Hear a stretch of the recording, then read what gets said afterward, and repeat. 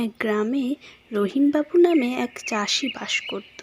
সে ছিল অত্যন্ত গরিব। চাষ না করলে সে দুবেলা দুমুঠো খেতে পর্যন্তও পেত না। কিন্তু এবার পড়েছিল তার কপালে চিন্তার ছাপ। কারণ অনেক দিন থেকে বৃষ্টি হয়নি, তার ফসলের অবস্থা খুবই খারাপ। তাই সে এবং তার স্ত্রী রহিমা খুব চিন্তিত ছিল এবং মন খারাপ করে বাড়িতে দিন কাটাচ্ছিল। অনেক বেলা হয়ে গেল গো গিন্নি, যাই মাঠ পানির দিক থেকে একবার ঘুরে আসি, ফসলের কি অবস্থা একবার দেখে আসি। এত খরাতে ফসল যে কিভাবে ফলবে আমি তো সেটাই ভেবে পাচ্ছি না। একবার গিয়ে দেখে আসি বরঞ্চ। সে না হয় যাবে কোন, আগে চারটে খেয়ে তো নাও। চারটে খেয়ে নেবে, তারপর যাবে, গিয়ে দেখবে ফসল কি রকম হচ্ছে না হচ্ছে। আর অত চিন্তা করো না, আল্লাহ ঠিক কোনো না কোনো রাস্তা বের করে দেবে। না গো গিন্নি, এখন খেতে মন চাচ্ছে না। আগে আমি ফসলটাই দেখে আসি, তারপর না হয় এসে খাবো। তুমি রান্নাটা করো, আমি এসে খাবো। আমি এখন যাই, আগে আমার ফসলের কি অবস্থা সেটাই দেখে আসি গিয়ে। আমার আর ভালো লাগছে না গো গিন্নি, কি যে করি। এত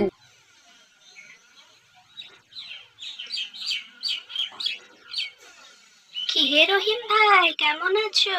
ভালো আছো তো? তা কোথায় যাচ্ছ এত সকাল সকাল শুনি? আমি ভালো আছি গো করিম ভাই, তুমি ভালো আছো তো? হ্যাঁ গো, মাঠ পানির দিকেই যাচ্ছি, আর কি করব। হ্যাঁ, এখন যা রোদ পড়েছে, বৃষ্টির তো কোনো নাম নেই। গিয়ে দেখে এসো ফসলের কি অবস্থা। হ্যাঁ গো করিম ভাই, দেখে আসি গিয়ে। আর ভালো লাগছে না, বৃষ্টির তো কোনো নাম নেই, এখন আমি আসি।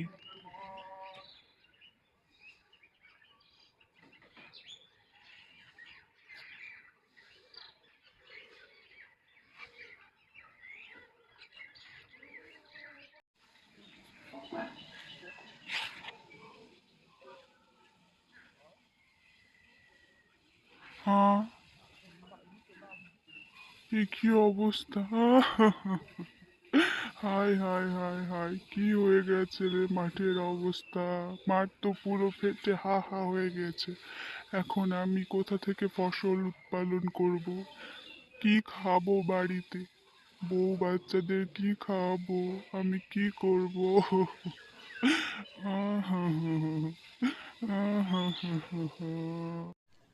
দেখো কি কাণ্ড, মন খারাপ করে এখানে শুয়ে গেছে, এদিকে যে বৃষ্টি শুরু হলো। এই এই শুনছো, ওঠো গো, উঠে দেখো কি বৃষ্টি হচ্ছে। আরে তাই তো, কি মজা! ইয়ে ইয়ে ইয়ে, আমার খুব আনন্দ হচ্ছে গিন্নি, খুব ভালো লাগছে। জানো তো গিন্নি, আমি ভেবেছিলাম এবার মনে হয় না খেতে পেয়ে মরতে হবে গো। আল্লাহ আমাদের দিকে মুখ তুলে তাকালেন গো গিন্নি। হয়েছে হয়েছে, আর নাচতে হবে না, চলো বাড়ি গিয়ে এবার খাবে। মন খারাপ করে তো সারাদিন মাঠেই কাটিয়ে দিলে। ঠিক পানিতে এবার ফসল ভালো হবে। চলো চারটে খেয়ে নেবে, চলো তো আমার। দেখো গিন্নি, ধানগুলো কি সুন্দর হয়েছে। আমি তো ভেবেছিলাম সব ধান মরেই যাবে। আল্লাহ চাইলে সব ঠিক হয়ে যায়, বলো। বলেছিলাম না, ধৈর্যের ফল সবসময় মিষ্টিই হয় গো। উপরওয়ালার উপর বিশ্বাস রাখতে হয় আর মন দিয়ে কাজ করতে হয়, তাহলে সফলতা এমনিই আসবে, বুঝলে? ঠিক বলেছো গিন্নি, তুমি ঠিক বলেছো গো। চলো এবার বাড়ি। তারপর রহিমবাবু ও তার স্ত্রী বাড়ি ফিরে আসে এবং তারা খুব আনন্দে গল্প করতে থাকে। আর এভাবেই তাদের জীবনটা হাসি খুশিতেই চলে যায়। তাদের ফসলও খুব ভালো ফলেছিল।